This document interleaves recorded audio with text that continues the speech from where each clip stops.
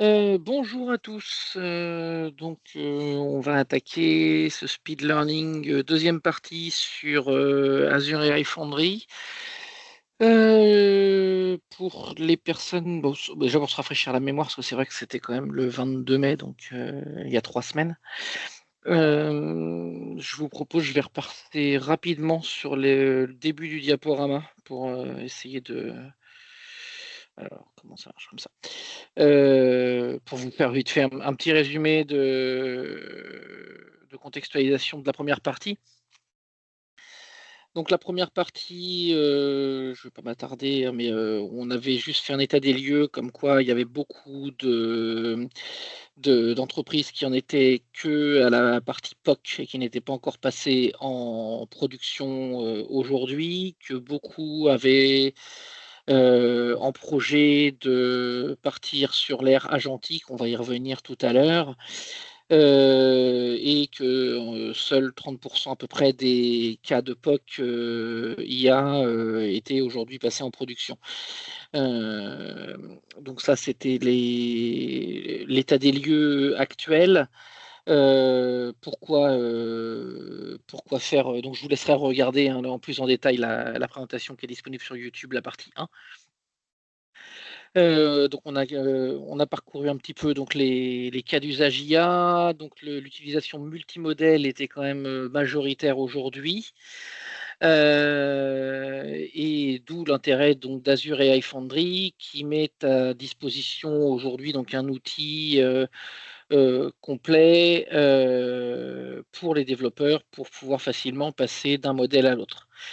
Donc voilà comment s'organise Azure AI Foundry avec Copilot Studio, Visual Studio et tous les composants destinés aux développeurs. Donc j'étais parti donc sur 4 parties principales, donc l'innovation, se différencier, la protection et la mise en production. Et on s'était arrêté au deuxième, donc il y a 3 semaines pour la partie 1. Donc sur l'innovation, donc comment se passait un petit peu la mise en place donc avec Azure AI Foundry, la mise à disposition de plus de 1800 modèles par Microsoft et en continuelle évolution, vu que de nouveaux modèles arrivent très régulièrement et sont mis à disposition. Les différents types d'accès à ces modèles, en modèle as a service, modèle as a platform. Les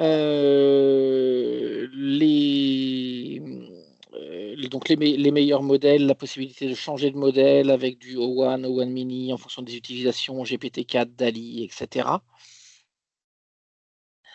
Les engagements de Microsoft sur une mise à jour, une continuelle évolution des modèles, l'IA responsable, donc comment dire, pour plus de confiance, intégration conviviale pour les développeurs, etc. Enfin, on avait tout vu. Les différents modes ou modèles de facturation par Microsoft, donc soit en standard, en facturation au token, en ce qu'on appelle le provision manage, donc en payant en avance, ou le mode batch pour les traitements de nuit par exemple. Donc ça, on l'avait vu aussi. Sachant que donc certains modes proposent plus de SLA par exemple, et donc de garantir des performances euh, pour surtout les applications mises en prod. Les meilleurs modèles avec donc O1, O1 Mini, O3 Mini, voilà. On avait vu aussi donc un exemple avec Doctolib qui utilise l'IA pour les comptes rendus des médecins, donc avec un langage médical vraiment très orienté médecine, et qui permet donc au médecin de se concentrer sur ce qu'il sait faire, donc sur l'acte médical en lui-même, et de ne pas perdre de temps sur les tâches entre guillemets administratives. Ensuite, on est parti sur le deuxième point, donc pour la différenciation, avec le point donc du fine tuning. Alors le fine tuning, enfin la customisation plutôt, avec soit en fonction des modèles et des cas d'utilisation, donc soit le fine tuning avec donc la personnalisation des modèles ou ce qu'on appelle la distillation, donc ne garder que certains points d'entrée et limiter les langages, les larges, les LLM, donc les limiter au niveau de leur milliard de possibilités d'entrée. Ou aussi on avait parlé des RAG, donc les RAG qui sont donc c'est l'intelligence artificielle, mais qui se base sur les données d'entreprise, donc des données qui ne sont pas publiques. Et ensuite donc les éventuelles possibilités de choses hybrides avec justement un RAG et un fine tuning. Donc on avait vu un petit peu comment ça pouvait s'articuler avec les différents outils. Derrière ça, on avait pris l'exemple donc d'un modèle qui était entre guillemets hybride, donc qui se base sur un large language model avec des connaissances générales et des données d'entreprise. Donc, par exemple, un vendeur de sacs de couchage en ligne. Et il fallait donc, par exemple, pour partir en Patagonie le mois prochain, qu'ils connaissent, avec le large language model, qu'ils connaissent le climat qu'il fait en Patagonie et qu'il fera le mois prochain, et avec le RAG, qu'ils connaissent les caractéristiques du sac de couchage qu'on est en train d'acheter en ligne pour comparer les deux et ensuite répondre à la question de l'utilisateur, est-ce que ce que j'ai choisi va correspondre au, au climat que je vais avoir le mois prochain. Donc voilà, tout ça peut être mis en place avec différents modèles, le passage facile du modèle. On avait fait aussi un petit tour d'historique de l'évolution des différentes architectures IA. Avec hier, donc les RPA, donc c'était les tâches robotiques un peu automatisées, un petit peu plus évoluées, mais qui reste encore une ancienne génération d'IA, c'est les chatbots. Et ensuite, on est arrivé sur les LLM avec un agent unique. Et là, maintenant, depuis 2023 de mémoire, on est en train de passer à l'ère agentique avec des agents spécialisés qui sont basés aussi donc, sur les différents langages.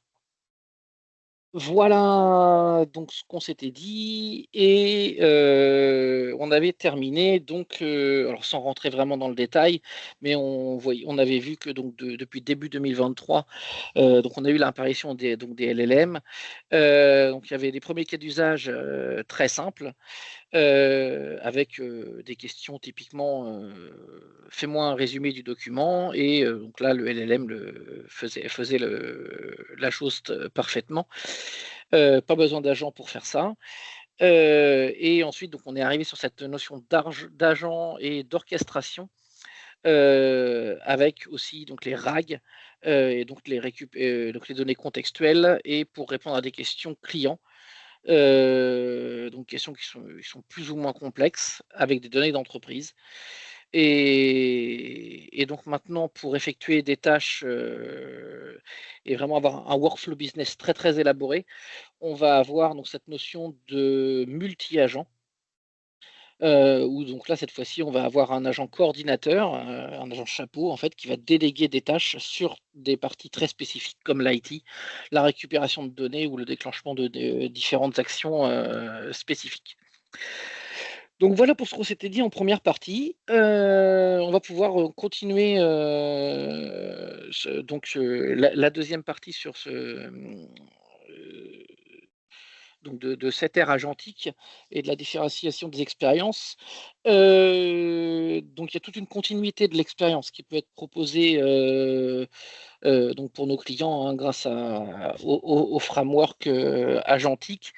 Donc ça va de la récupération de données, de la question-réponse autour des données jusqu'au fait d'effectuer des tâches, par exemple pour réserver un vol, euh, ou même vraiment être totalement autonome, enfin totalement, jusqu'à certaines limites qu'on peut poser pour prendre des décisions et faire appel à d'autres agents. Mais bon, il faut quand même être sûr de bien paramétrer le système dans ce cas-là, pour faire appel à l'humain en cas de besoin. Voilà. Si par exemple on a une question côté service client, il faut quand même que l'IA puisse soit capable de donner, dans certains cas, la main à l'humain. Si c'est une question simple, donc on connaît par exemple pour un service client la réponse et on a ce qu'on appelle un haut niveau de confiance en la réponse, et donc on peut directement envoyer un mail directement au client.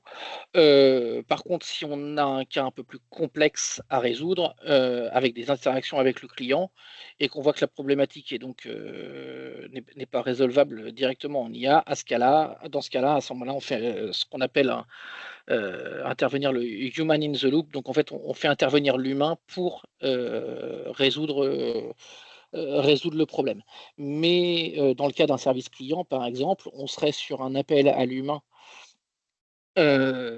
plutôt d'un expert niveau 3, et donc tout ce qui est niveau 1 et 2 pourrait être des tâches gérées totalement par l'IA, et donc ce qui pourrait permettre énormément d'économies et de gains de temps. Donc ça c'est la philosophie donc des agents. Et Microsoft, dans ce cas-là, propose donc pour tous les cas de figure, il y a un produit, donc un ensemble de produits, avec donc d'abord les produits Microsoft 365 Copilot. Il y a Copilot Chat. Donc l'idée, c'est que Microsoft 365 Copilot, avec Agent Builder, il donne la possibilité en fait pour un utilisateur de créer un agent simple. Et après, pour des contextes d'utilisation d'entreprise, au-delà de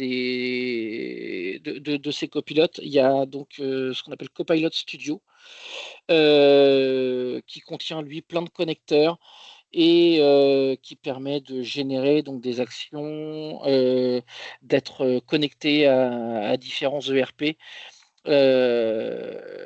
Et donc, comme je disais tout à l'heure, on peut utiliser donc la contextualisation avec le RAG, avec Azure AI Foundry.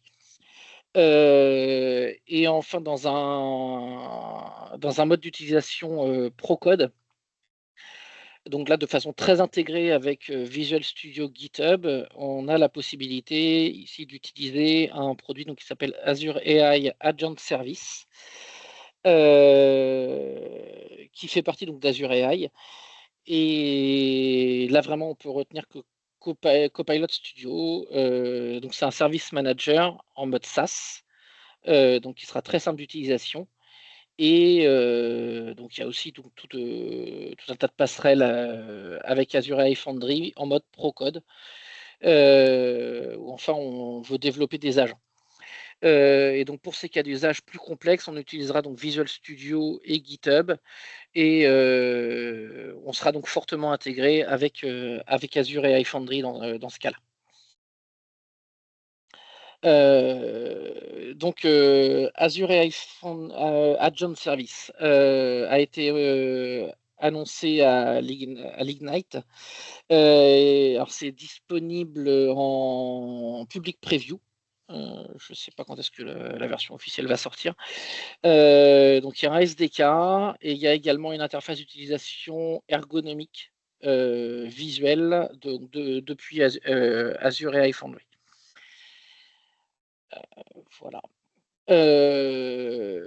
Donc, grâce à Azure AI Agent Service, on peut se connecter à des données SharePoint, à des sources de données depuis Fabric, du SQL, à Bing, à Cosmos DB, à Azure AI Search, enfin, vous avez plein de choses. Et on peut accéder à ce dont on parlait avant, donc aux 1800 modèles qu'on a évoqués et qui vont perpétuellement évoluer. Euh, et tout ça peut être donc relié, on le voit à la fin là, donc à des triggers qui permettent de déclencher des actions. Donc tout type d'action qui pourrait y avoir entre les différents agents.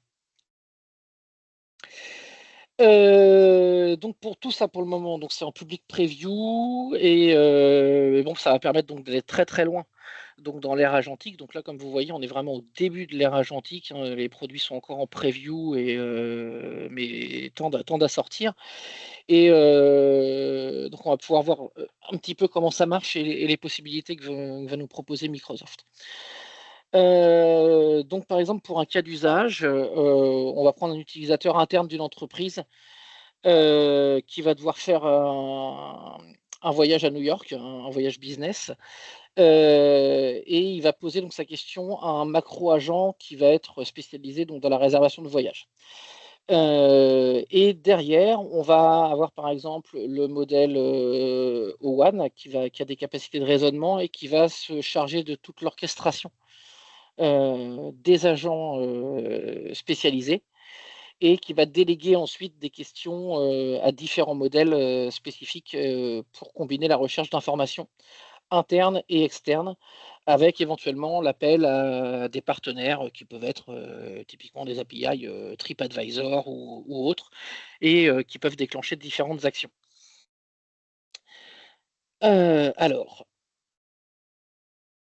donc typiquement, là, ce qu'on voit, donc on voit les différentes étapes un peu plus détaillées de. Oula, je suis passé.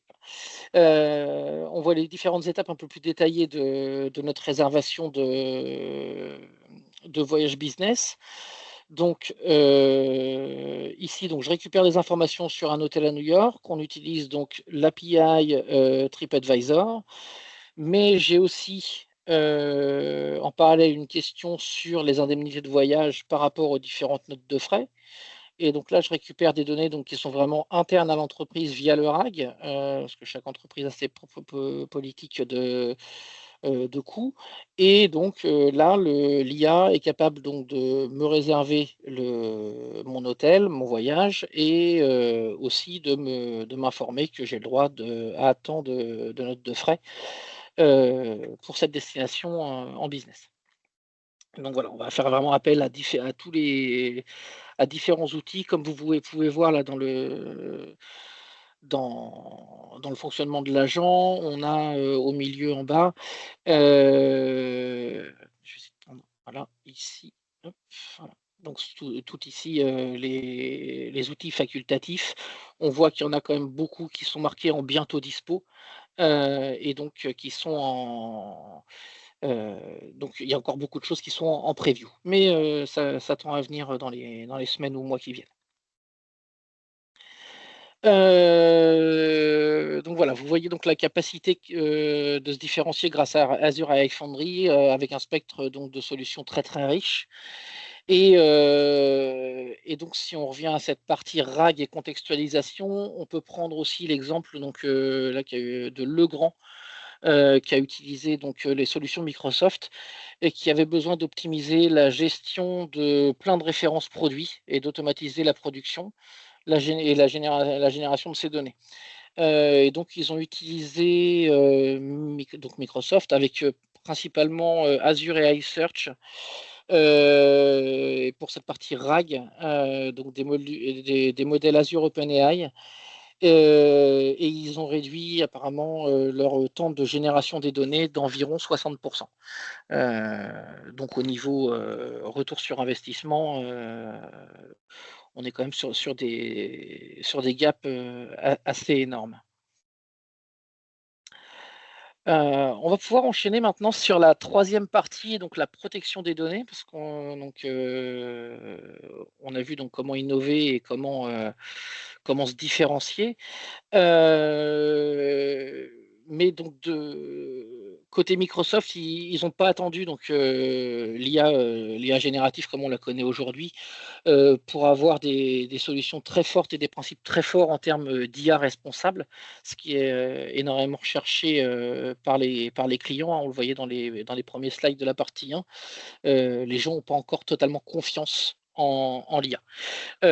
Donc maintenant, on parle plutôt donc d'IA digne de confiance. Il faut voir donc que le cadre juridique évolue très rapidement et comme je le présentais en janvier dernier, on a l'AI Act qui commence à entrer en vigueur avec différentes dispositions en Europe et il y a donc des obligations de conformité dès qu'on met un modèle d'IA en place au sein d'une entreprise. Là, on a une petite chronologie donc des différents jalons. On voit pour l'AI Act son entrée en vigueur donc en août dernier, le début d'application en février 2025. Donc moi, je faisais le speed learning dessus en janvier, donc juste avant son application. Des obligations de conformité pour les IA au risque en août 2026, donc dans un tout petit peu plus d'un an. Pour rappel, les IA à haut risque, donc ce sont les IA qui sont sur des systèmes à risque, donc typiquement la gestion de l'électricité, la gestion de l'eau, mais aussi de mémoire, sans dire de bêtises, aussi les IA qui peuvent aider à l'analyse médicale. Voilà, on a différents domaines qui sont classifiés IA au risque et donc pour eux, c'est la deadline, c'est août 2026, donc ça arrive très vite. Et ensuite, en fonction euh, des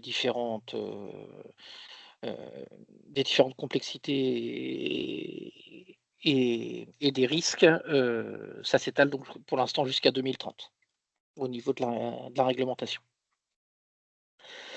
Donc Microsoft propose donc toute une suite d'outils, toute une approche qui va permettre donc justement d'être conforme en utilisant leurs produits et leurs services. Euh, Ils ont des engagements très forts et une approche donc, qui s'appelle SFI pour Secure Future Initiative. Donc, une initiative qui va permettre donc, de renforcer la cybersécurité, s'assurer qu'il n'y a pas d'intrusion, ou qu'il y a des protections très fortes en termes de sécurité, sûreté, protection des données personnelles, donc les données personnelles encryptées de façon sécurisée, etc., dans leur système donc chez Microsoft. Pour ce qui est de l'IA générative, donc un grand nombre de produits est prévu donc, pour tous ces cas d'utilisation, que ce soit donc la gouvernance avec des produits donc comme Purview. Il y aura donc sur la partie protection avec des produits comme Azure AI Content Safety, mais aussi sur le fait de préparer les données, de les sécuriser. Microsoft garde également aussi donc, 6 principes donc, qui sont d'avant l'ère de l'IA générative, mais qui sont toujours valables et qui continuent à appliquer. C'est l'équité, la fiabilité, la sécurité et la confidentialité. Il y a aussi l'inclusion, donc la transparence et la responsabilité. Et donc tous ces principes en fait permettent à Microsoft donc d'assurer qu'il ne va pas y avoir de biais qui vont apparaître dans le temps avec l'utilisation de l'IA. Parce qu'il va pas y avoir donc d'usage malicieux, qu'il ne va pas y avoir finalement des personnes ou des sous-catégories de population qui vont être défavorisées par rapport à d'autres sur les réponses que fait un moteur d'IA. Ce qui permet donc d'être totalement conforme à l'AI Act qui a été qui est en train de se mettre en place. On peut zoomer donc sur deux fonctionnalités. donc sur la partie IA générative, on a avec des outils comme il y a Prompt Shield, la possibilité donc de mettre en place des filtres qui peuvent être customisés, hein, pour filtrer les contenus à caractère violent par exemple, et les réponses, la violence envers soi-même, le contenu à caractère sexuel, etc. Qui vont permettre donc de se protéger des attaques qui s'appellent aussi jailbreak. Donc, grosso modo, c'est une attaque qui permet un usage malicieux via un prompt. Donc, un prompt, c'est l'envoi d'une requête vers une IA via une question, ou donc ce qu'on demande à l'IA. Et il y a tout ce qui est donc injection de prompt. Et donc ces outils-là permettent de se prémunir donc des attaques indirectes dans des documents, par exemple, qui vont servir à la contextualisation ou au RAG. Ça, on est vraiment sur toute la partie protection des données et du modèle d'IA. Donc Microsoft met à disposition donc toute cette suite d'outils donc qui permettent donc de filtrer les prompts et les réponses. Et on en a aussi parlé, donc on a des outils pour travailler pour la mise en place de la gouvernance des données, avec Microsoft Defender par exemple, sur la détection continue d'intrusion, d'alerte, etc. Et donc on a un framework à retenir, un framework très fort pour garantir cet accès sécurisé. Pardon. Et c'est un des enjeux forts donc, des entreprises. Et donc pour la mise en place de ce genre de solution chez nos clients. Voilà. Donc au niveau de la protection des systèmes, là on a un exemple concret d'utilisateur de Microsoft, des outils Microsoft, qui est donc AXA, qui utilise les produits Microsoft, qui a mis en place donc un Secure GPT.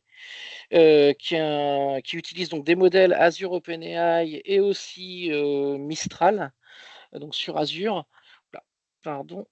Et donc le but est de proposer aux entreprises des couches de sécurité, donc de garantir grâce aux premiers services disponibles qu'il ne va pas y avoir d'intrusion, et donc ce qui permet d'avoir un label fort d'IA digne de confiance, et donc de gagner la confiance des utilisateurs, des collaborateurs internes aussi, et des clients des entreprises.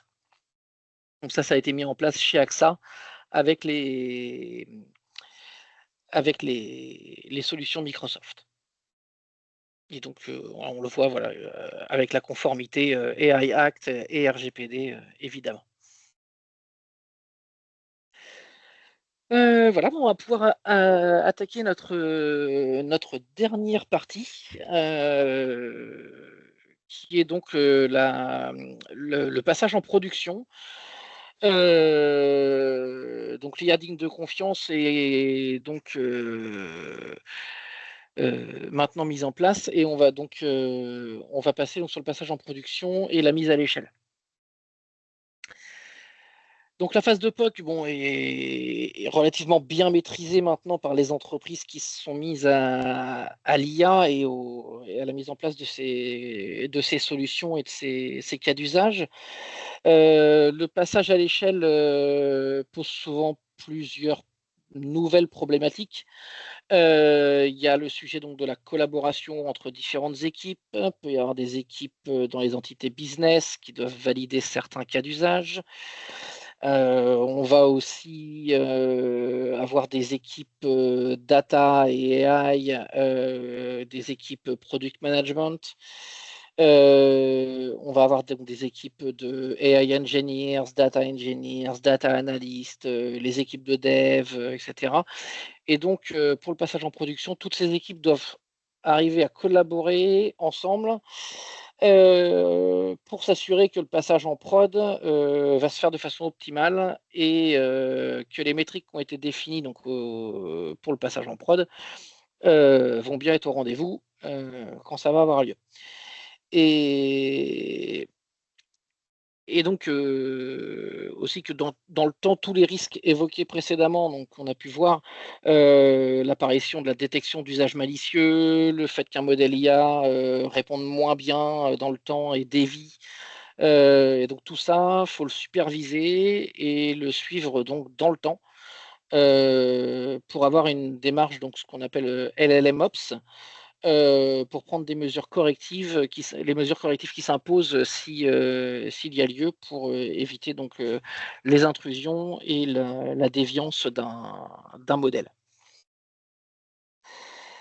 Donc il y a cette problématique, ce challenge de comprendre les performances, quels sont les compromis à avoir, et enfin par rapport à ces problématiques de conformité, de sécurité, les dispositifs par rapport à des dispositifs réglementaires donc comme GDPR, excusez-moi, les AI Act.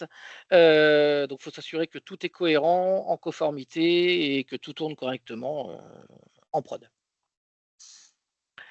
Donc il faut essayer de voir Azure AI Foundry, à ce niveau-là, comme une plateforme collaborative, où on va pouvoir être vraiment agile, parce que les différents profils différents profils, d'utilisateurs vont pouvoir les utiliser.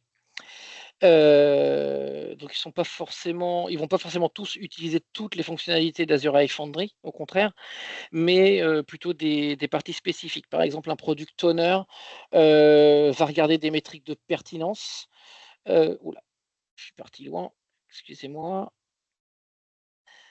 Hem, donc va regarder, les problématiques de pertinence. Ça va permettre donc de regarder différentes métriques qui permettent de s'assurer qu'un modèle en production apporte bien les bonnes réponses et que donc il ne dérive pas dans le temps, hein, en fonction de son évolution et de ce qu'il apprend et parce qu'un modèle évolue tout le temps. D'un point de vue développeur, en travaillant donc avec des outils comme Visual Code, GitHub et cetera, ils vont pouvoir facilement basculer, sur Azure AI Foundry, revenir sur leur code, et cetera. Et finalement, après la sélection d'un modèle, ils vont pouvoir faire du codage, du test. Sur la partie, évaluation des risques et de la conformité, donc il y a des équipes qui vont suivre aussi ces métriques-là, hein, donc pour, s'il y a des évolutions aussi dans l'AI Act, hein, dans le temps. Hem Les administrateurs IT qui vont gérer la partie opération des réseaux virtuels, des personnes qui vont être dédiées, à l'IA vont s'intéresser potentiellement à préparer les modèles d'après parce que donc on l'a vu, tout comment dire? Les modèles vont évoluer dans le temps et Microsoft va mettre à disposition des nouveaux modèles. Et il y aura sûrement dans les semaines, mois ou années qui viennent, donc de nouveaux modèles qui auront des capacités de raisonnement plus intéressantes et qu'il faudra donc, tester avant, pour nos cas d'usage. On parlait précédemment donc d'optimisation des inventaires dans la vente de détail, ça c'est un des exemples que j'avais pris, dans la partie 1. Mais on peut imaginer donc des raisonnements encore plus avancés, là c'était sur la gestion de stock, mais on peut, arriver sur des choses encore plus fines, et on y arrivera d'autant plus facilement avec les futurs modèles, qui apparaîtront. Donc dans Azure, Azure AI Foundry, donc Microsoft propose donc toute une suite d'outils, d'observabilité. Alors je ne vais pas tous les détailler, mais ce qu'on peut retenir que donc ça va être sur l'orchestration. Donc on a parlé donc tout à l'heure des multi-agents, donc on va avoir la possibilité de travailler, avec ces multi-agents et donc de les orchestrer. Si on a travaillé sur le développement d'un agent, sur Azure AI Foundry, après on va pouvoir donc en production utiliser des orchestrateurs. Alors il y a, Semantic Kernel par exemple pour pouvoir orchestrer l'utilisation donc, des différents agents. On peut le faire aussi avec des outils comme, LangChain, AutoGen, qui est disponible donc sur Python, plutôt sur la partie, recherche et développement. Sur cette partie, outils agents, donc Microsoft met à disposition tout un framework complet, hein, qui permet d'aller vraiment très loin dans cette utilisation Procode de ce framework. Il y a donc Azure Monitor pour la surveillance, GitHub Action pour l'automatisation, Prompty pour la gestion des prompts. Voilà. Donc pour ce tour d'horizon de l'observabilité, tout au long du cycle de vie, il y a donc toute cette suite d'outils qui va permettre donc de travailler en mode collaboratif, d'avoir des rapports, de pouvoir suivre facilement des métriques en fonction de son métier et de prendre les décisions qui s'imposent et de lever des alertes en cas de besoin. Et donc, comme il y a la démarche en développement classique, alors je ne sais pas si Antoine est là, mais pour le DevOps, c'est le CI/CD avec donc le développement continu et l'intégration continue. Ici, côté AI, on va être sur des démarches donc LLMOps et GenAIOps, donc qui sont le parallèle avec le développement, mais côté intelligence artificielle.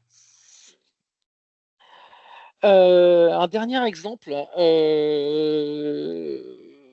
d'un client Microsoft qui est un grand acteur de la transformation numérique et donc qui s'appelle Econocom et qui a utilisé donc Azure OpenAI Service et Azure AI Search pour gérer et automatiser des processus de réponse à appel d'offres. J'ai fait allusion, je crois, lors de la partie 1. Et donc, dans un des cas d'usage qui revient souvent chez les clients de Microsoft et plein d'industries, c'est comment capitaliser sur ce qu'on a déjà fait, mais qui sont des ressources internes. Et donc, Econocom donc a des appels d'offres et donc doit y répondre. Et donc, ils ont accès à ces appels d'offres sur lesquels ils ont déjà répondu. Et donc, grâce à l'IA générative, on peut vraiment automatiser beaucoup de workflows. Et dans leur cas, cela leur a permis donc d'analyser les appels d'offres qui tombaient, les comparer à ceux auxquels ils avaient déjà répondu, et donc réduire énormément leur temps de rédaction par dossier. Et ils ont gagné du temps côté équipe commerciale, apparemment entre 20 et 50% de temps gagné. Donc en termes de gains et ROI, c'est tout de suite énorme. Et il y a, en fait, bon, il y a pas à discuter. Là, on est vraiment voilà, une division du temps, parfois même par deux. Donc il y a tout ce type de cas d'usage donc, qui est déployé et mis en production. Et après, donc, il y a des équipes spécialisées qui font donc un suivi, du monitoring, donc pour s'assurer aussi que le modèle ne dévie pas dans le temps, suivant différentes métriques, la pertinence des réponses, la qualité des réponses, vu que c'est leur cœur de métier, donc de répondre aux appels d'offres. Et donc maintenant, ils en ont toute une partie qui est déléguée à de l'IA et où il y a beaucoup moins d'humains qui intervient. Et donc pour conclure ce speed learning, Azure AI Foundry, si on rappelle les concepts clés donc d'Azure AI Foundry, c'est vraiment une plateforme IA unifiée qui va permettre donc de développer des cas d'usage IA générative et d'infuser de l'IA générative dans les applications, mais pas que. Parce qu'il est aussi possible donc de faire appel à de l'IA traditionnelle avec Azure Machine Learning. Il est possible donc de le faire dans un cadre d'IA digne de confiance. Ça, c'est vraiment le gros point mis en avant par Microsoft à ce niveau-là, avec des outils donc comme Prompt Shield, le framework d'Azure AI Content Safety, qui vont permettre donc de la mise en place euh, de filtres par rapport aux questions des utilisateurs et aux réponses apportées. Donc Azure Agent Service va permettre de mettre en place donc des agents et ensuite il sera possible donc de les orchestrer, ça on l'a vu donc tout à l'heure, avec le mode multi-agent. Avec des outils donc comme je vous l'ai dit à l'instant, donc Semantic Kernel par exemple. Et il est également donc possible de travailler donc sur la contextualisation, je vais y arriver, par rapport aux propres données du client, donc via des RAG, grâce à Azure AI Search et donc à des bases de données vecteurs, donc par exemple Cosmos DB, qui permet de stocker ce genre de choses.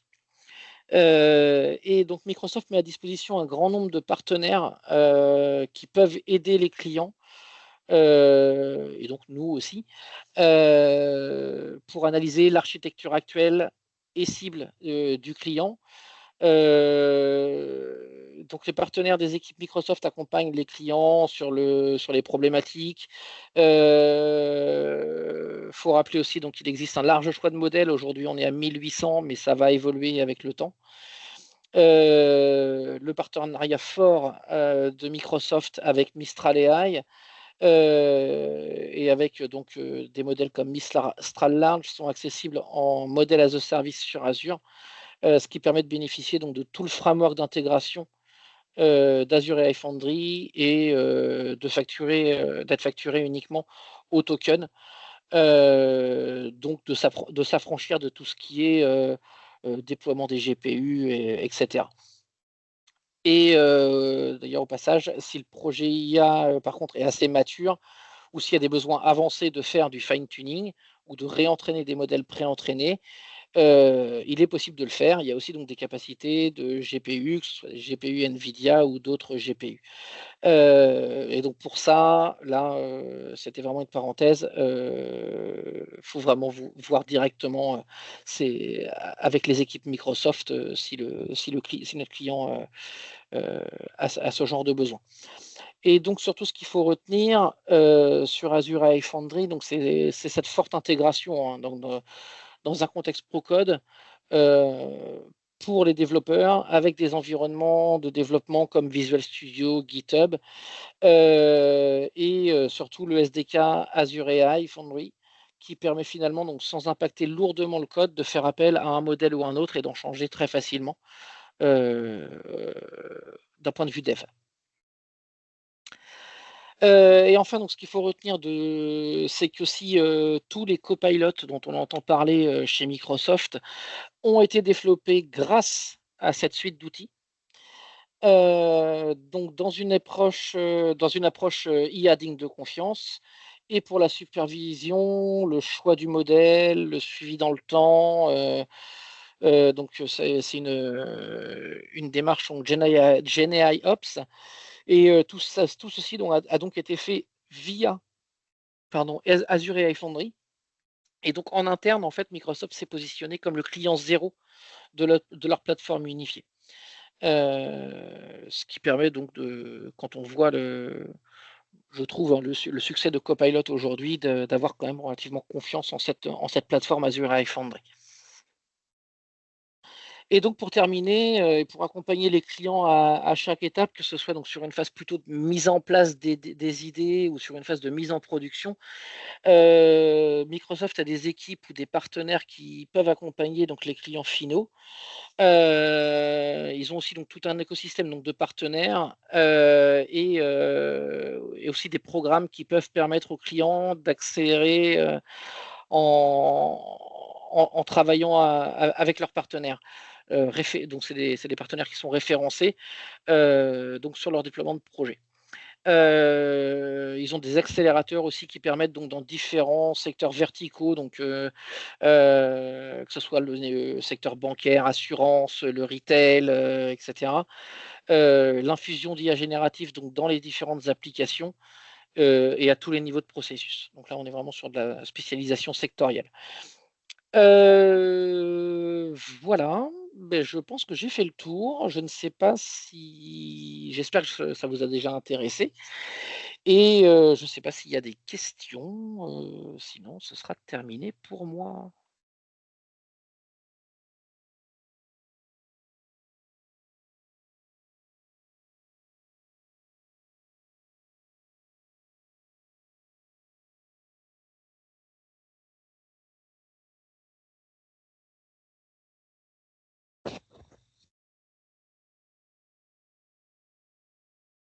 Il y a toujours du monde? Oui, oui, je vois qu'il y a du monde normalement. Je sais pas si vous avez des questions sur les personnes qui sont là.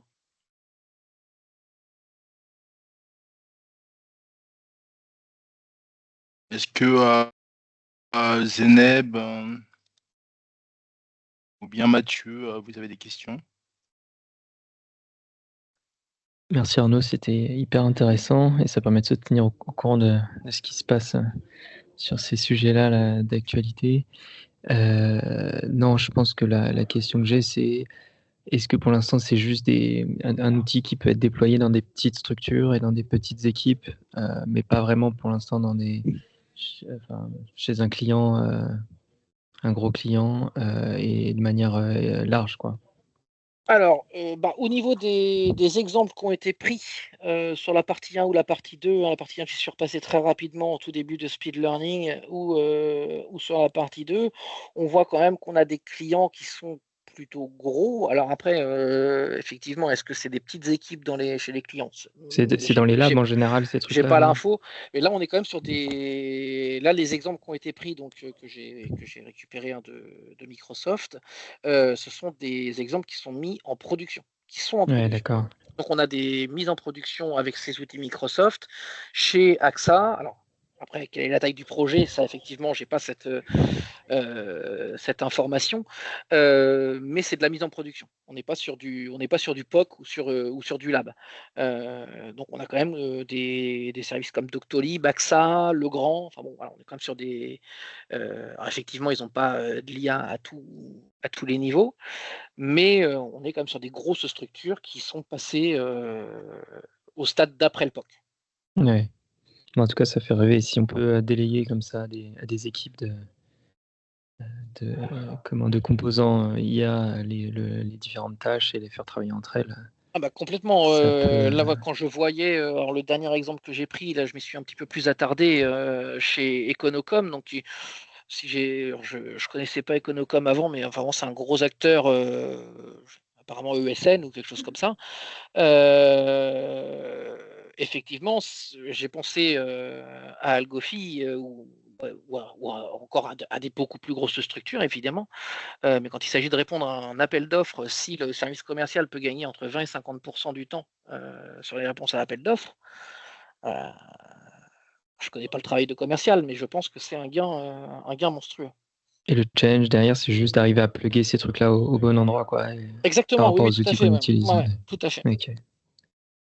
Bon, bah, j'espère que ça va les intéresser et ils vont demander au Big Boss des licences pour mettre ça en place le plus Bah rapidement ouais, il faudrait possible. voir si on peut mettre ça en place. Et ensuite, bon, je pense qu'il faudra, dans un premier temps, peut-être se faire accompagner, même si on peut prendre la main après derrière. Mais effectivement, quand on ne l'a jamais fait, il va falloir se faire accompagner avant. Mais après, ça permet aussi si on est confronté chez nos clients à ce genre de mise en place, voilà, on sait que typiquement, la Microsoft dit qu'ils ont aussi des mises en place sectorielles, hein, banque, assurance, etc., où ils ont des choses très spécifiques qui permettent donc de mettre Azure AI Foundry et toute la suite en place donc dans les différents secteurs. Ouais, tout à fait.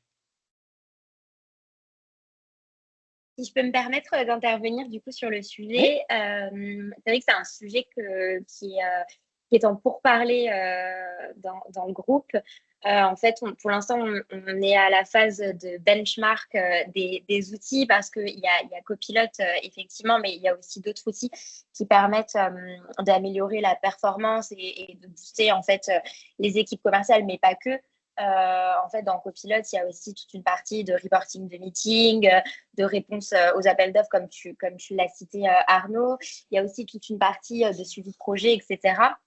Mais c'est vrai que nous, on se rend compte que ça peut être hyper intéressant pour les équipes.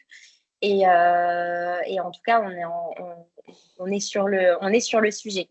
Voilà. Ouais, on se rend compte, tu vois, c'est vrai que je vois que tu n'interviens pas souvent sur les speed learning, mais tu vois, là en fait, on arrive, on n'est pas sur des sujets IT, enfin on est sur un sujet IT, Exactement, ouais. mais on s'adresse vraiment à tous les métiers parce on Bah, arrive ouais, c'est ça. à arriver avec une solution qui potentiellement peut aider chaque corps de métier à gagner du temps et à être beaucoup plus productif et à se recentrer sur sa valeur ajoutée.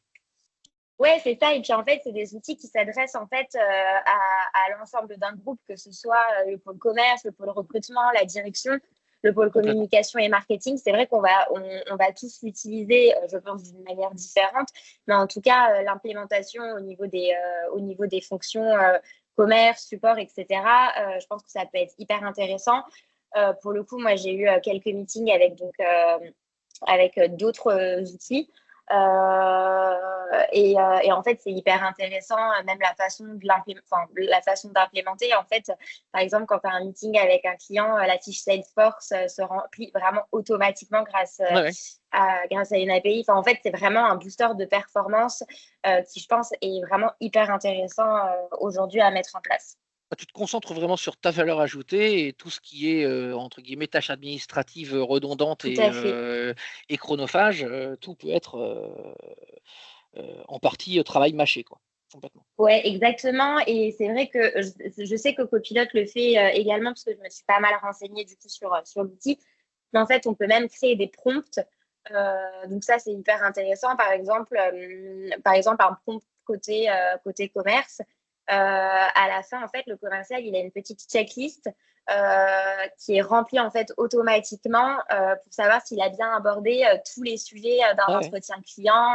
Enfin, en tout cas, c'est hyper intéressant. Moi, je trouve ça vraiment très, très chouette. Et j'en profite également pour te dire que j'ai trouvé la présentation, donc celle-ci est la première partie, très intéressante. Parce qu'en plus, je suis en plein dedans en ce moment. Donc, oui, là, on est vraiment au cœur de l'actualité IT. Là, à ce niveau-là, on est vraiment au cœur de l'actualité IT. Et voilà, c'est vrai que quand j'ai vu cette présentation sur laquelle je me suis basé, donc par Microsoft, Azure et Foundry, je me suis dit, voilà, c'est vraiment un produit qui s'adresse à tous les corps de métier et qu'il faut présenter pour justement avoir une idée de ce qui peut être mis en place aujourd'hui dans les différentes structures. Tout à fait. Et Lucille, tu parlais de prompt, ça pourrait peut-être être intéressant qu'on suive tous une formation de prompt engineering pour être capable d'écrire des prompts les plus adaptés possibles pour que les IA puissent nous aider. Écoute, pour l'instant, on est vraiment là. Pour l'instant, on est en phase de recherche parce que du coup, comme je le disais, il y a plusieurs outils qui sont disponibles sur le marché. Il y a Lexi qui est assez connu, il y a Mojo, il y a Copilot. Donc, c'est vrai que pour l'instant, j'essaye de me renseigner pour savoir quel est l'outil qui conviendrait le plus à nos besoins. Tu dois aussi avoir des solutions côté Amazon, côté AWS, je suppose. Ouais, mais en fait, c'est ça, il y a AWS, il y a Gong également. Je t'avoue que moi, ce qui me plaît moins, c'est que ce sont des sociétés qui sont déjà américaines. Les données sont basées dans des serveurs aux États-Unis. C'est vrai que d'un point de vue éthique, même RSE, etc., nous, on essaye toujours de suivre notre ligne directive. On fait quand même très attention à nos fournisseurs. Et moi, en fait, j'aime bien quand même l'aspect un peu français. Par exemple, Lexi, c'est une société française. Leur serveur, en tout cas, les données sont stockées en France. Donc voilà, c'est vrai qu'il y a un benchmark à faire, mais vraiment sur l'ensemble du produit, tu vois. On pourra en reparler, hein, mais comme je le présentais au début, je ne sais pas si je vais retrouver facilement la diapo. Je vais essayer de retrouver. C'était dans la première partie de mémoire. Je ne sais pas où est-ce que je vais présenter ça, mais il y avait une partie régionalisation hein, par Microsoft qui te permet, alors c'est pas quand tu fais du token, mais quand tu fais l'autre. Je ne sais pas si je l'ai là. Oui, zone de données, tu vois là, ici pour chacun des trucs, voilà, là on a zone de données et donc ça te permet d'être sûr que tes données utilisées, etc., tout est régionalisé.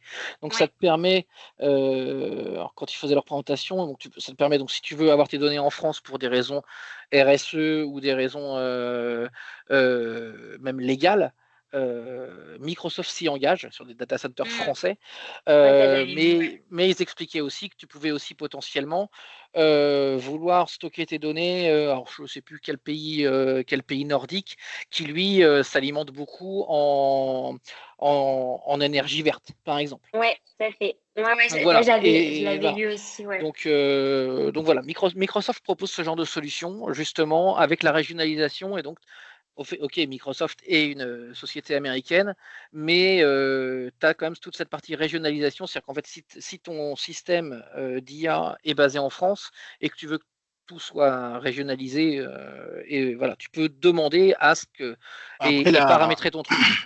Après la régionalisation, Arnaud, est propre au cloud. Hein. Aujourd'hui, quand tu es sur Azure, tu peux décider pour des raisons de RSE et également pour des raisons financières. Hein. Ce n'est pas les mêmes prix que tu sois en France ou aux États-Unis ou ailleurs. Tu as des prix qui sont différents. C'est proprement cloud. Après, sur justement à la veille de la signature, hein, je ne sais pas si vous avez suivi,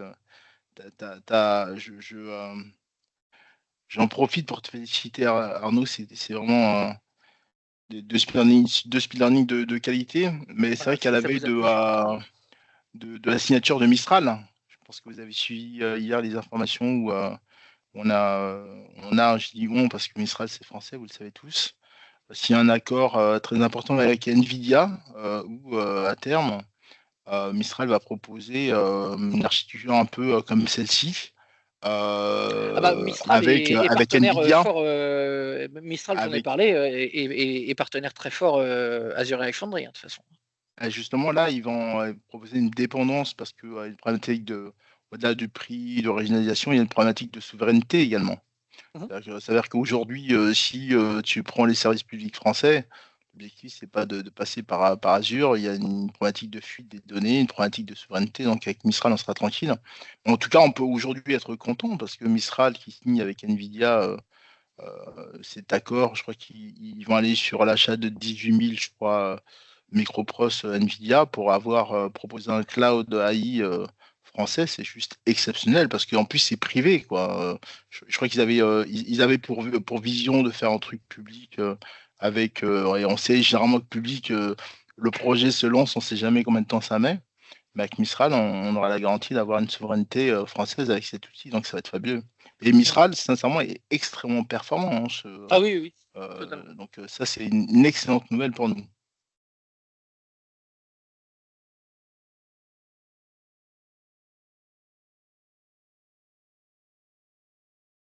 Donc voilà, je ne sais pas s'il y a d'autres remarques, questions, interrogations.